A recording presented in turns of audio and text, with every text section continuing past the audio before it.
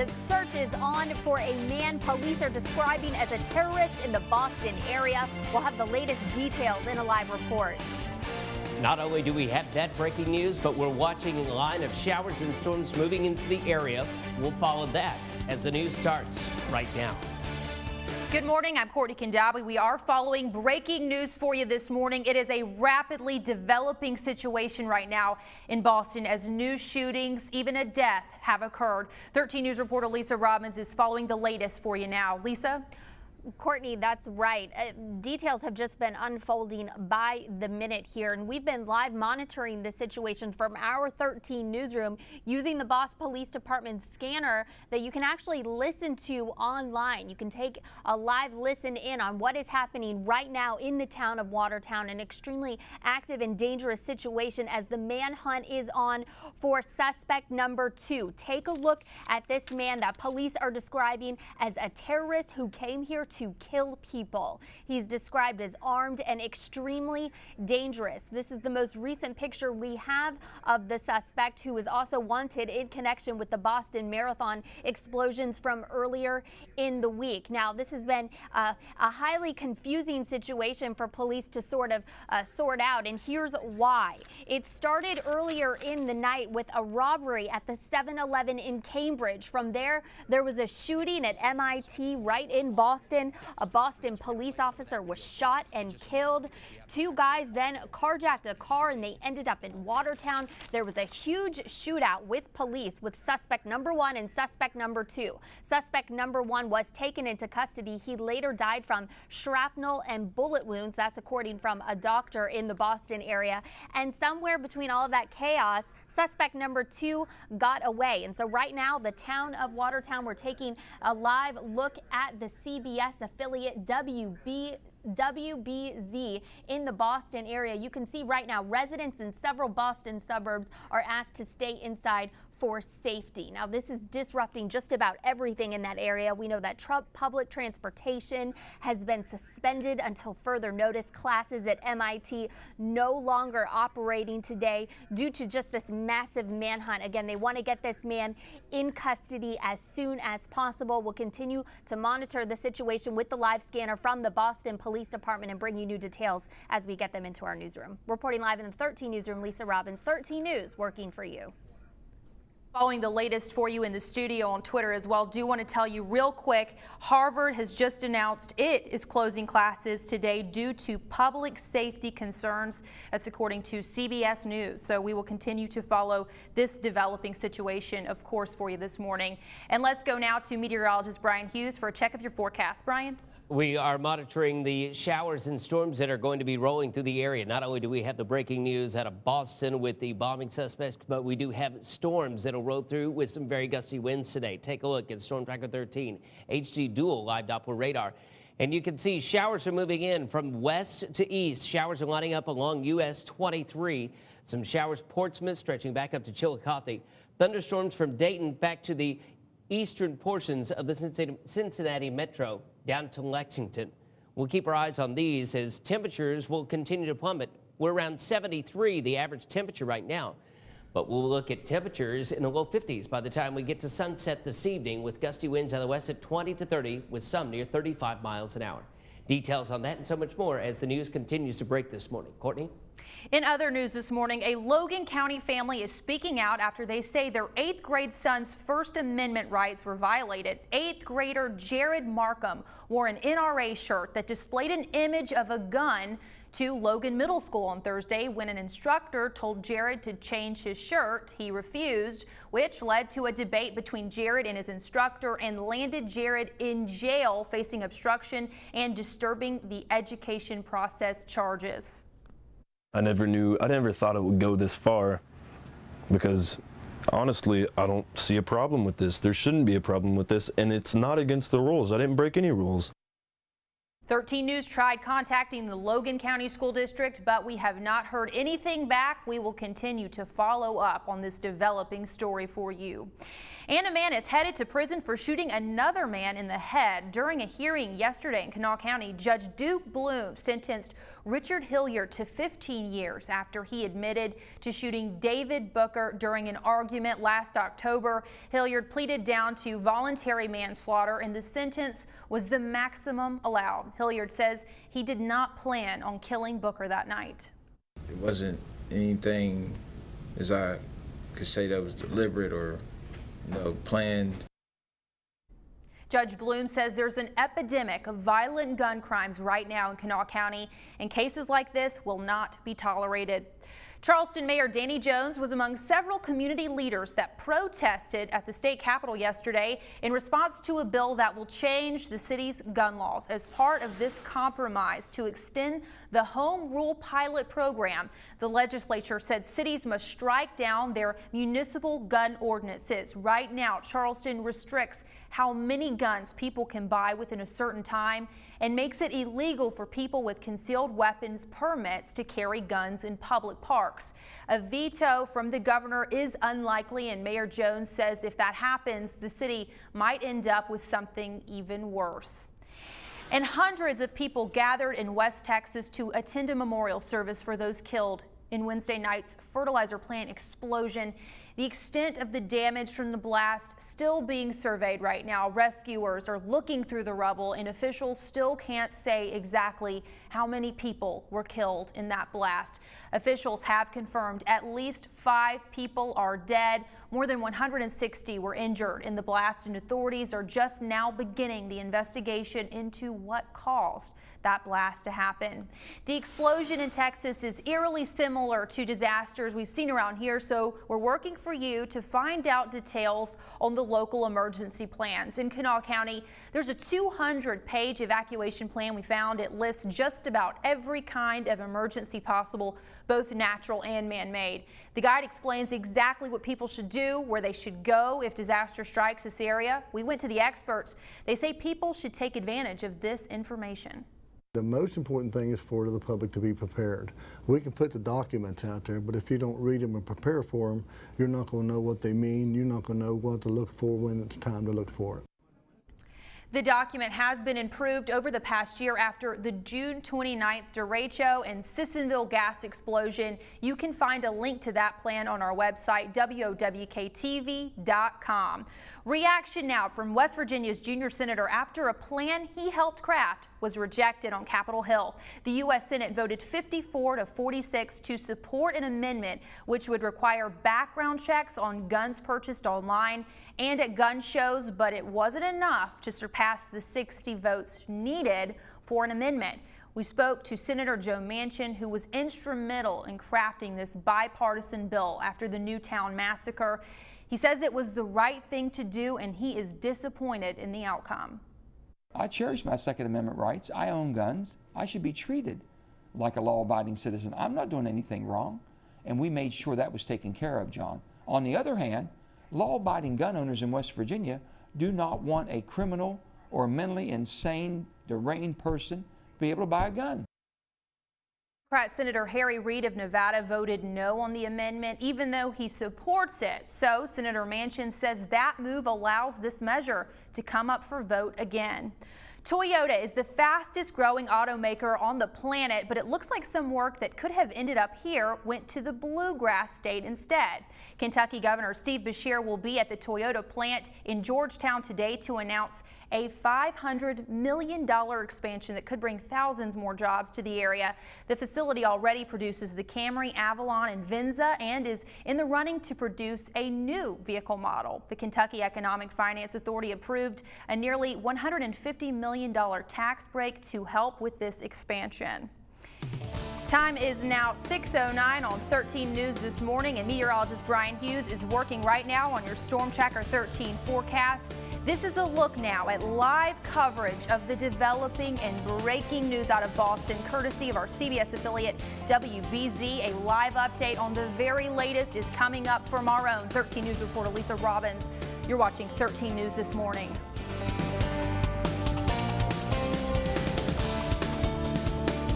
Time is now 6:11 on 13 News this morning, and it is a rapidly developing situation in Boston right now. Breaking news. New shootings have occurred. 1 death has occurred. 13 News reporter Lisa Robbins is in the newsroom. She's following the latest for you. Lisa?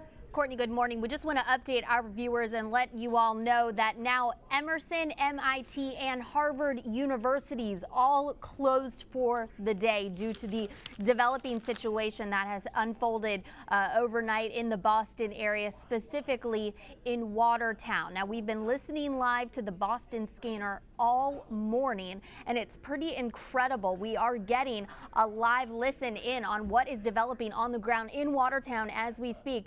And just now, we know that police are still looking for the man you're looking at on your screen right now. This is suspect number 2. This is the man the FBI has connected to the Boston Marathon explosions from earlier in the week.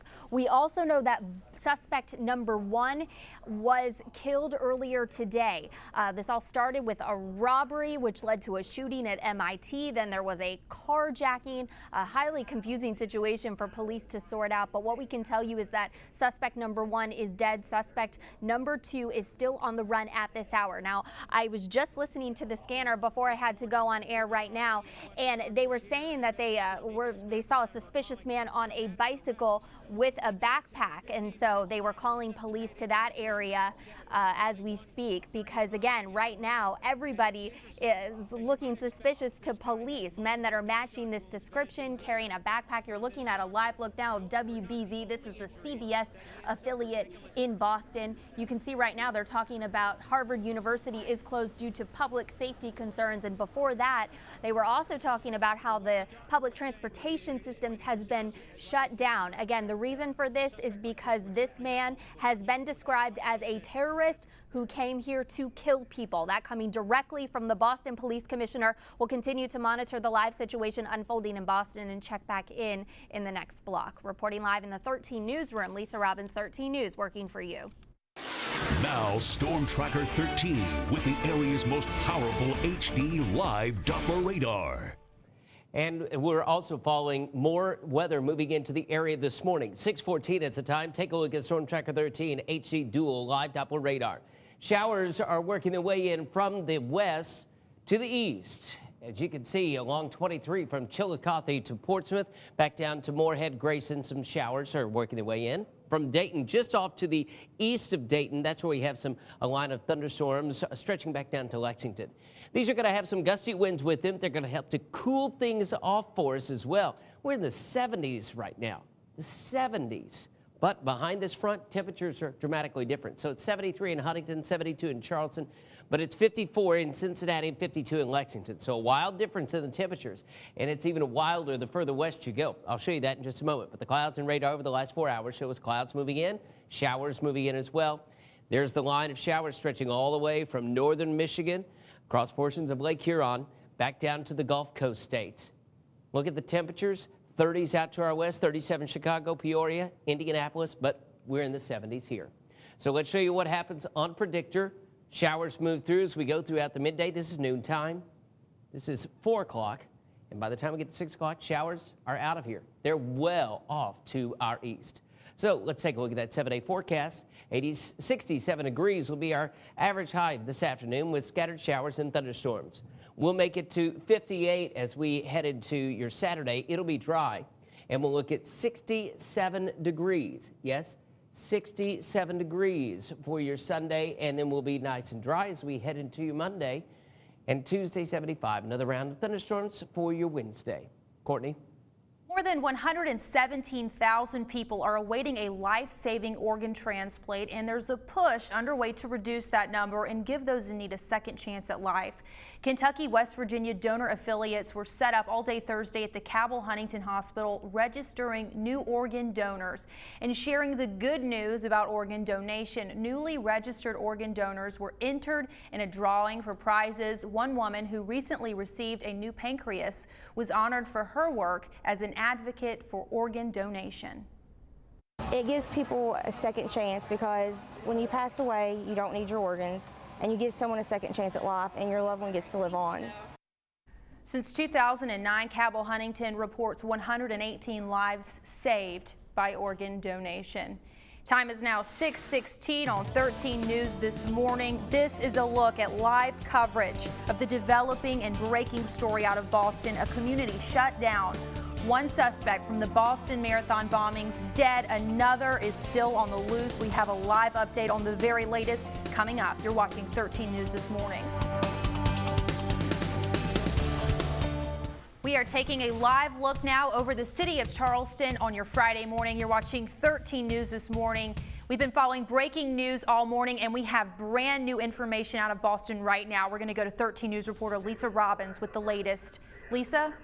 Courtney, this is coming over the Boston scanner right now. We are taking a live listen in on what is happening, and right now it's coming over to the scanner. We can hear that 3 males have been taken into custody by Boston police. You can kind of hear the scanner going on in the background. We have been told, again, according to what's going on scanner traffic, 1 white male and 2 men of Middle Eastern descent. We can hear the officer on the scanner. He was trying to get in contact, it sounded like, with the chief or somebody higher up in rankings to get in touch with him about these 3 individuals that they have apprehended. They have not opened the trunk of the car. It sounds like they're trying to get into the trunk of the vehicle right now. Of course, this is all connected to suspect number 2, who has been described as a terrorist trying to kill people here in the United States, who is still on the run. He's the man wanted in connection with the Boston Marathon explosions from earlier in the week. We're told suspect number 1 died earlier today after being taken into police custody. Suspect number 2, though, still on the loose at this hour. Watertown has essentially been shut down, as well as parts of the city of Boston. But again, this developing breaking news that we are following and listening to on the scanner right now is that Boston police have taken 3 men into custody from a Boston cab. Again, 1 white male, 2 men of Middle Eastern descent. No names or other information has gone out over the scanner. But again, this is a developing situation right now that we are currently monitoring here from our Charleston newsrooms. And it's pretty incredible that we're able to listen in on this live coverage. We'll continue to bring you more information as it comes in. Reporting live in the 13 newsroom, Lisa Robbins, 13 News, working for you. Now, Storm Tracker 13 with the area's most powerful HD live Doppler radar. We're continuing to watch showers move into the region. We're looking at these line of showers, bringing with them some very gusty winds this morning into this afternoon. Also some much cooler temperatures. You can see the showers lining up right along 23, all the way back down to Grayson, Moorhead, and other showers, and even some rumbles of thunder from Dayton, in between Dayton and Columbus, along 71, back down to Cincy and Lexington as well. Take a look at some of the temperatures. 72 in Charleston, 73 in Huntington, but we have 50s back behind that. So I have some gusty winds going into this afternoon. Back to you, Courtney. News this morning. This is a live look at coverage of the developing and breaking news out of Boston. New reports coming in now. What is confirmed from our CBS affiliate, you're looking there, WBZ. What we have confirmed right now, 1 suspect dead, 1 suspect still on the loose. We will bring you the latest information, including a live update next. Stay with us. Time is 6:24 on 13 News this morning, and we are following a rapidly developing breaking news situation in Boston. A community is shut down. A suspect from the Boston Marathon bombings is in custody. We're going to go to 13 News reporter Lisa Robbins. She's in the newsroom, and she has the latest for you right now. Lisa? Courtney, good morning. We are still monitoring this developing situation that's going off on the Boston Police Department scanner right now, where we've learned that police have 3 men in custody from a Boston cab. Not much more information is available right now, but police have been looking for suspect number 2. He's wanted in connection with the Boston Marathon explosion. Suspect number 1 was killed earlier today. We want to go ahead and take a listen in on a news conference held earlier this morning, where the Boston Police Commissioner clearly links these 2 men to the bombers from earlier this week. Take a listen. Again, to reiterate what I said earlier, we believe these are the same individuals that were responsible for the bombing on Monday at the Boston Marathon. We believe that they're responsible for the death of an MIT police officer and the shooting of an MBTA police officer. This is a very serious situation that we're dealing with. And the police commissioner went on to say that they believe these men, quote, came here to kill people. And as an American, I mean, that is just a terrifying statement to hear from a member of the law enforcement community. So again, we're monitoring the situation over the scanner right now. We know 3 people are in custody by Boston police from a Boston cab. Unsure if they are connected to this case, but we do know police are headed to that scene right now. And we'll continue to bring you those live updates as we get them. Reporting live in the 13 newsroom, Lisa Robbins, 13 News, working for you. Now, Storm Tracker 13 with the area's most powerful HD live Doppler radar. And at 6:26, we're looking at showers working their way into our forecast slowly but surely. These showers will have some very gusty winds with them today. Winds will be out of the west. We're not looking at severe weather. We're looking at gusty winds out of the west at 20 to 30 with gusts at 35, and in some cases at the mountains up to 40 miles an hour. Also, the big change from yesterday when we were in the 80s, mid to upper 80s, looking at temperatures going from the 70s this morning to the 50s this afternoon, and down into the 40s and even 30s in the overnights. Here's a look at the temperatures now. 72 in Charleston, Hamlin, 73 in Huntington and Point Pleasant. But back behind that, we have 54 in Cincinnati and 52 in Lexington. Then you get up to Indy, they're in the 30s this morning. Yes, about 38 degrees. So here's a look at our forecast for today. We'll be topping out at 67 degrees. Showers and some storms. We'll see some winds that'll be out of the southwest. Yes, winds that'll be out of the southwest at 20 to 35 miles an hour. So we'll continue to watch this as we head into the afternoon. Plus, we'll continue to monitor the breaking news that continues out of Boston. Back to you, Courtney. We do continue to follow the latest in this developing situation for you on Twitter. We also are going to take a live feed now from WBZ. That's our local affiliate in Boston. New information just pouring in this morning. What we do know, one suspect in the Boston Marathon bombings is dead. Another still on the loose right now. More. Stay with us. Coming up.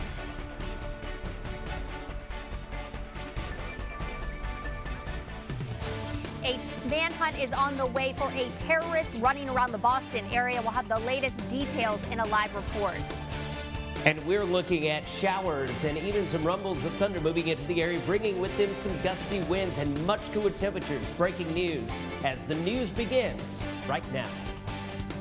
Good morning, I'm Courtney Kendabi, and we are following breaking news for you this morning. Just a rapidly developing situation right now in Boston. What we know, one suspect in the Boston Marathon bombings is confirmed dead right now. Another, we believe, is still on the news. We're going to go to 13 News reporter Lisa Robbins right now. She is following the latest information. Lisa? Courtney, that's right. A manhunt is underway and has been for hours now, trying to apprehend the man police are calling a terrorist who came here to the United States to kill people. Unsettling words from the Boston Police Commissioner. Take a look at the man on your screen. This is the guy that police are trying to get into custody as soon as possible. This is suspect number 2. This is the most recent picture of him taken from a 7-Eleven robbery that happened late last night in the Cambridge area. And that's how this whole thing started. It started with a robbery, we're told, that led to a shooting on the MIT campus that resulted in the death of an MIT officer. This led to a carjacking in the town of Watertown, which is where authorities have cornered off a 20-block perimeter. As we speak, people are not being allowed in or out of Watertown right now because the situation is just too dangerous. Now, both of those men engaged in a gunfight with police. We're told that suspect number 1 was taken into custody. He later died, though, from, quote, shrapnel and bullet wounds. That's coming from a doctor in the Boston area that was treating this man. Suspect number 2, however, got away, and authorities have no idea where this man is. The latest information that we're gathering over the scanner is that Boston police have taken 3 men into custody from a Boston cab. We're told that authorities are trying to sort out who these men are. 1 white man, 2 men of Middle Eastern descent. It's unclear if they are tied to this massive manhunt that's underway right now. But all we know is that authorities from the local, state, and federal level on high alert right now, trying to get this guy that, quote, came here to kill Americans into custody. We'll continue to monitor the situation from our newsroom. Reporting live in the 13 Newsroom, Lisa Robbins, 13 News, working for you. Whole morning team just working to bring you the latest information developing out of Boston right now, including meteorologist Brian Hughes. But right now he has a check of your forecast. Yeah, we've been very occupied with this all night. Matter of fact, we were up at 10, 11 o'clock last night watching, and actually I watched the man who stood over the gunfight last night live tweet pictures out as the gunfight was happening between these two suspects and police. So it's been very bone chilling to see this happen overnight, reminiscent of the terrorist attacks back in 9/11 as the chilling incidents happened during that day. Okay, let's show you what's happening on Storm Tracker 13 HD Dual Live Doppler Radar. Showers are going to move into the region. That's going to happen for us today. We will also see temperatures go from the 70s, where we have temperatures around 73 degrees this morning, down into the 50s. We'll also have some gusty winds moving through the area. Once again, we'll continue to watch the showers move through the area, gusty winds, and temperatures going from the 70s to the 50s. Keep it here. We'll keep you advised more as the story unfolds. Courtney? In other news this morning, a Logan County family is speaking out after they say their 8th grade son's First Amendment rights were violated. 8th grader Jared Markham wore an NRA shirt that displayed an image of a gun to Logan Middle School on Thursday. When an instructor told Jared to change his shirt, he refused. That led to a debate between Jared and his instructor. And get this, landed Jared in jail facing obstruction and disturbing the education process charges. I never thought it would go this far, because honestly, I don't see a problem with this. There shouldn't be a problem with this, and it's not against the rules. I didn't break any rules. 13 News tried contacting the Logan County School District. We've not heard anything back. We will continue to follow up on this developing story for you. Hundreds of people gathered in West Texas to attend a memorial service for those killed in Wednesday night's fertilizer plant explosion. The extent of the damage from the blast is being surveyed right now. Rescuers are looking through the rubble. Officials still can't exactly say how many people were killed in that blast. Officials have confirmed at least 5 to 15 people are dead. More than 160 injured in the blast. Authorities are just now beginning the investigation into the cause of that blast. Chemical emergencies are nothing new to the Kanawha Valley, and the explosion in Texas brought some renewed concerns for people who live near these facilities. We sat down with people in Institute who live near the Bayer Crop Science plant and other plants that produce hazardous substances. Some neighbors we spoke with say they don't worry about things that are out of their control, while others say if there is an emergency, they want to know what to do. If it would happen, we would know what direction to go in. You know, we'd be like sitting ducks. For detailed information about evacuation routes in our region, you can head to our website right now, WOWKTV.com. Our Alana Otler first brought you this story right here on 13 News. Students and parents outraged over a pro-abstinence speaker invited to speak at a local high school.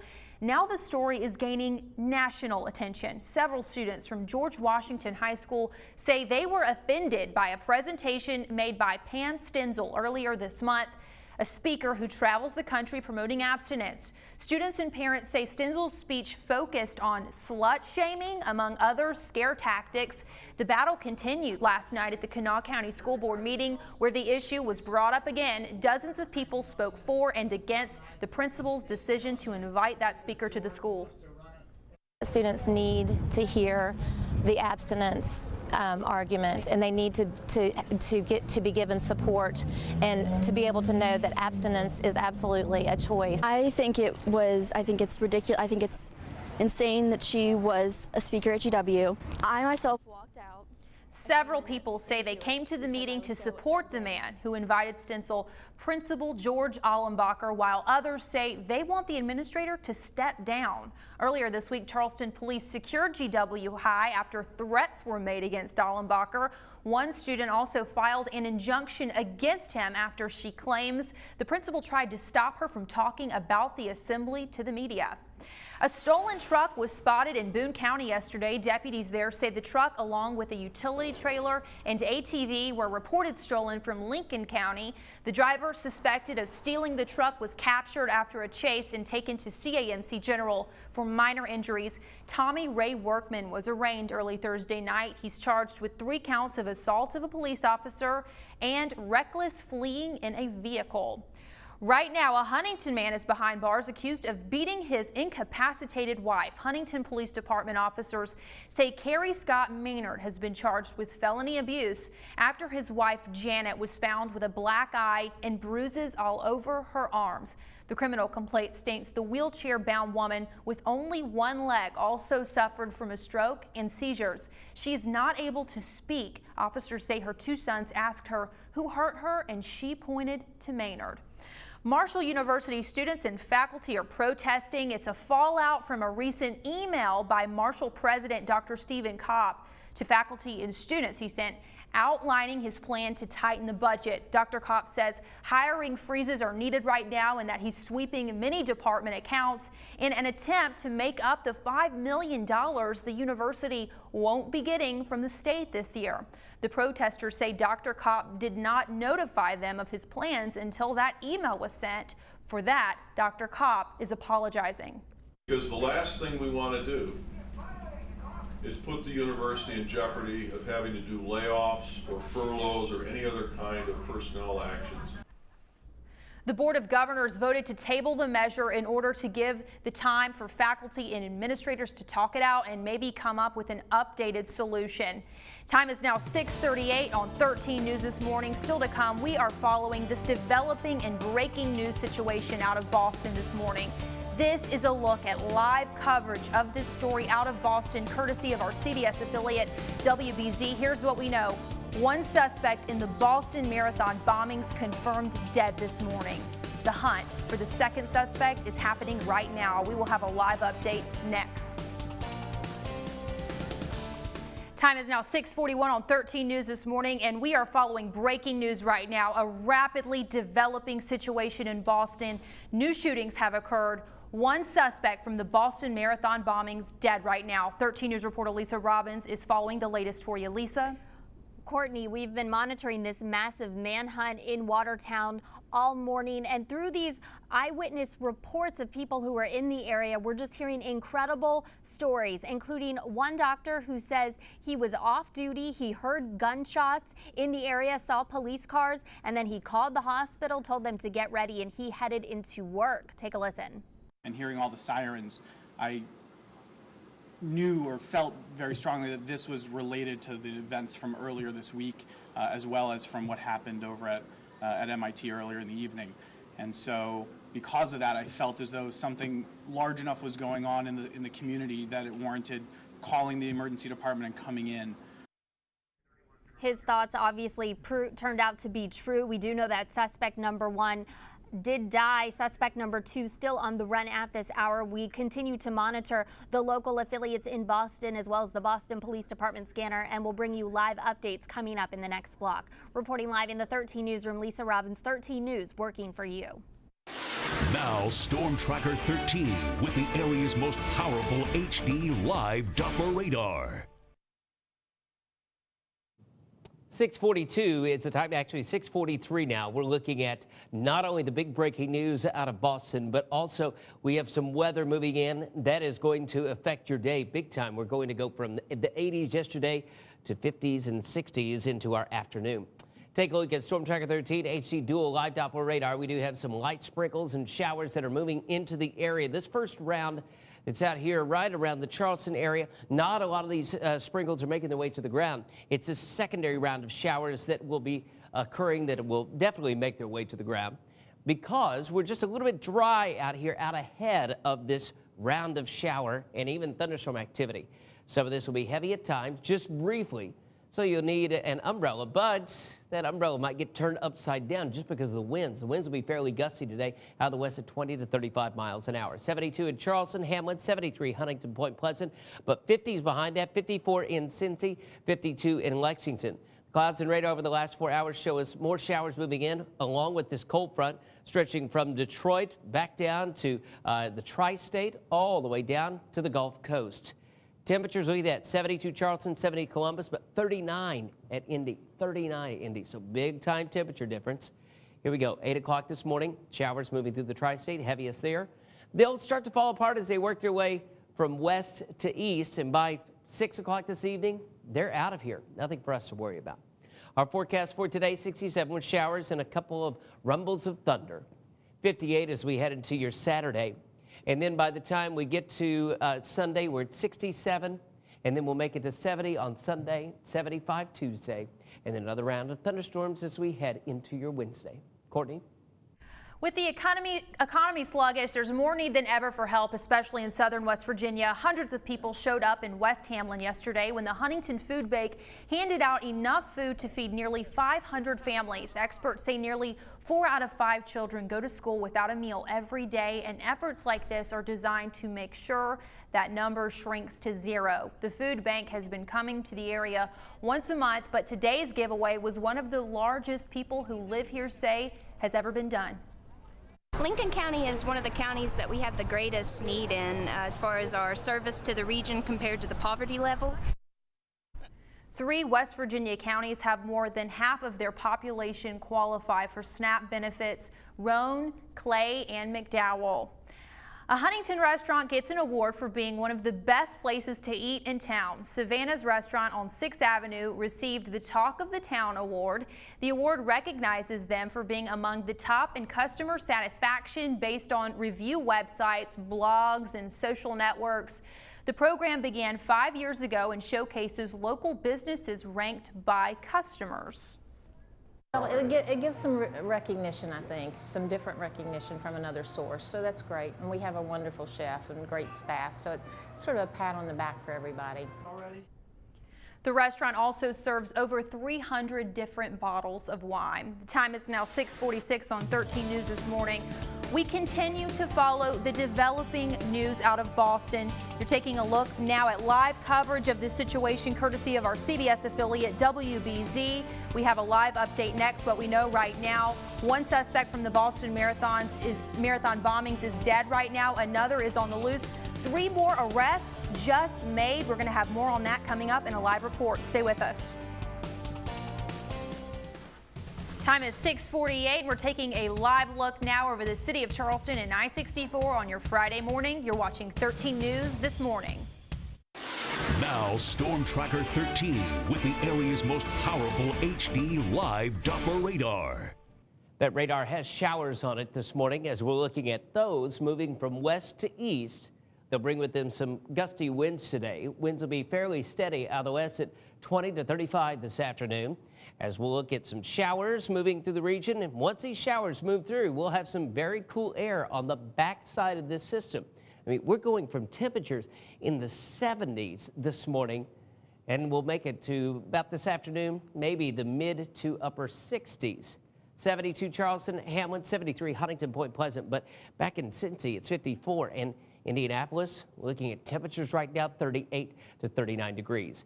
Here's a look at our forecast for today, 67, showers and some storms, winds out of the southwest at 20 to 35 miles an hour. Yes, winds out of the southwest, 20 to 35 with some showers and that line of storms moving through. Rainfall totals less than ½ an inch for today. Courtney? We're going to go to breaking news now to a rapidly developing situation in Boston. New shootings have occurred. One of the Boston Marathon bombing suspects dead, another on the loose. And in another turn of events, 3 more people arrested this morning. Lisa? Courtney, good morning. We have some breaking news to report.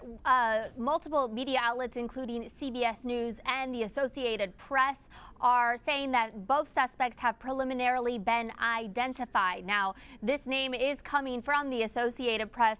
Dzhokhar Sarnoff, 19, from Cambridge, Massachusetts. We're told that he is the suspect that people are looking for right now. We're told that the 2 men are brothers. Again, this is just coming in to the newsroom from CBS News and the Associated Press. Now, all morning there has been a massive manhunt for the second suspect, in the man that's wanted in connection with the Boston Marathon explosions from earlier in the week. Now I'm going to go ahead and pull up my Twitter account because this stand by for a special report from CBS.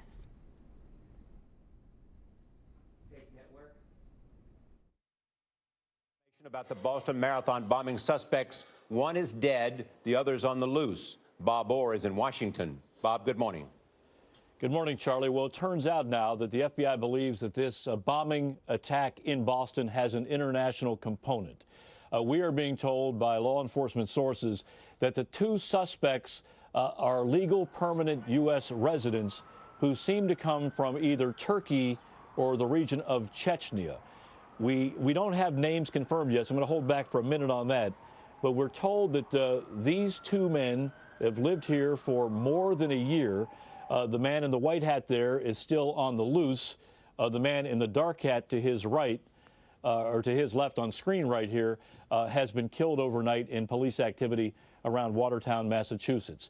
This is a dramatic development, Charlie, because this now opens up a lot of possible scenarios, and it seems to indicate that this plot, which for a while to us looked like perhaps a lone wolf, domestic, homegrown type plot, may have had its origins overseas. Once you open that can of worms, it could bring in any number of suspects through all kinds of radical groups, which John Miller could tell you all about. Charlie? Bob Orr, thank you. Do we know anything about the organization they came from or whether they're associated with anybody? We don't. They've been here a year, as Bob said. The idea that they've had military training comes from some intelligence information, but also from the tactics they've used throughout the night against police. These are not amateurs when it comes to the tactics of an armed confrontation. It is said they were dropping explosions when they were being chased and that kind of thing. So let's go through that scenario if we can. Last night, what you have is the MIT police respond to an incident, a suspicious person, and these guys engage the officer. He's shot multiple times in the head. He's executed. There's a gas station robbery that follows that. At the gas station robbery, there's a carjacking. Police are now in a chase with the carjacked vehicle with the two suspects inside. In the chase, the suspects are throwing explosives out the window of the speeding car. That ends at an intersection in Watertown. So this chase is going on for a while. The suspects come out, engage the police in a firefight, and they are throwing more explosives at that time. One of the suspects is killed there. Another one, the man we know as suspect number 2 in the white baseball cap, flees. From that point, they go into a tactical mode, going 20 blocks out in every direction from that white Mercedes, the car they dumped after the carjacking. Now, there's a possibility, Charlie, that white baseball cap suspect number 2 carjacks a second car and gets a short distance. But they've got that 20-block perimeter, and they have that lockdown, and they are going street by street, house by house, telling people to stay in their houses, conducting those searches, and listening very carefully to the calls coming in and sightings within that perimeter. They feel they have this individual locked down in there, and they're going to search that perimeter until they either have him or can eliminate the fact that he's in there. And they assume he's within the perimeter, as you suggest. They do. And, you know, this is unfolding very quickly. I always say this, so let me throw this marker down now. This information is moving quickly. It is likely to crystallize later. Some of this may change, but that is the basic chronology we have in terms of what happened last night and how it brought us to this moment here. Do you have anything to add to what Bob said as to who they were, where they came from, and how long they might have been planning this particular Boston Marathon assault? It appears they've been here a year. Without getting into the specific country right now for a couple of different reasons. Both of them are from the Balkans. It appears that they have military training, but the question is, did that military training come from having been in some nations' military, or is it more likely that they trained in one of the camps overseas that trains people in these tactics to go up against their enemies? Let me go back to Washington. Bob? Yes, Charlie, this is coming to me kind of quickly here, so bear with me, but we have now confirmed through law enforcement sources that the two men involved are brothers. One is 19 years old, one is 20 years old, and we have one name that's confirmed, and it's a little complicated, but I believe it is Dzhokhar Tsarnaev. Dzhokhar Tsarnaev. And the last name, let me just spell it. I know that's unconventional for television, but it's Tsarnaev. We believe that these two brothers are legal permanent residents of the U.S. The last known address we have for Dzhokhar Tsarnaev is Cambridge, Massachusetts, 19 years old. We're told, we don't know a great deal, but we're told they were not here as students. We're not sure when they came here or what the condition of their legal status is up to now, but they were on nobody's radar as far as we know before those bombs went off the other day. We'll know more about that as the FBI, now chasing back through the names, Charlie, can tell us if they ever came across these guys in any fashion. Any information, Bob, that you have heard this morning that they may have connections to anyone else here? Anyone else may be part of their relationships? Well, I think you have to worry about that now. I mean, this was a plot that was so carefully conceived and so expertly carried out in terms of maintaining the secret. It would seem to suggest that's a fairly small cell. At the same time, you know, anybody that's capable of doing that is also capable of having associates and co-conspirators. And we don't know where they were prior to the bombing or where they were even prior to servicing last night around MIT in Watertown. But it's not a bad bet to think there might be some kind of safe harbor for the one guy that's still on the lam. He may have known where he could go to, and provided that's inside that perimeter John talked about, he may be holed up somewhere. I think it's a pretty good bet that he's not going anywhere by way of public transportation, buses, trains, or otherwise, because his picture is now the most famous picture in the world. Yeah, I don't want to get beyond what we know, but I mean, there's a sense that, is there a sense that they could not have done this without some kind of help beyond the two of them? No, I don't think we know that. I mean, I think that these bombs were fairly rudimentary. They could be easily constructed and carried by two people. So nothing in the evidence says they had to have help. But, you know, we're talking now about people with some training, some tactical expertise. They may have, well, we know they have some foreign connections just by place of birth. So they may have some kind of connection somewhere. So I don't think it tells us one way or the other, but it's certainly an open question, Charlie. Nor do we know why they stayed in the area and what happened to them between the time of the bombing attack and last night's events. The investigation continues. One of the questions that always arises is what more do we know about their connection overseas? I asked John that earlier. Any idea of what they might have, who they might have been connected to? I'm going to give you the honest answer. I really have no idea, but I know now that with a name, the FBI will be able to run that through a number of channels, and they'll be looking at all the usual suspects. I mean, you know, they come from an area that, frankly, has had a lot of experience with various terror groups, and the Chechnyan region has been notorious for years, as you know, Charlie. Yeah. So I think there's a lot of potential suspects here, and there's a chance this could get a lot bigger in terms of planning, conspirators, and plot. Thank you very much, Bob Orr. Thank you, John Miller. We will have much, much more on this story in just a moment on CBS This Morning. We go right now back to programming. Again, CBS This Morning will have much more on this situation at 7 o'clock, and we are following this situation for you right now. What we do know, confirmed by CBS, the two suspects, brothers, 19 and 20 years old. We have a name, Dzhokhar Dzhaniov. That is at least the confirmed name. Showers move through the day. It'll be very gusty. CBS This Morning begins right now. You can follow us on the web as well for the latest.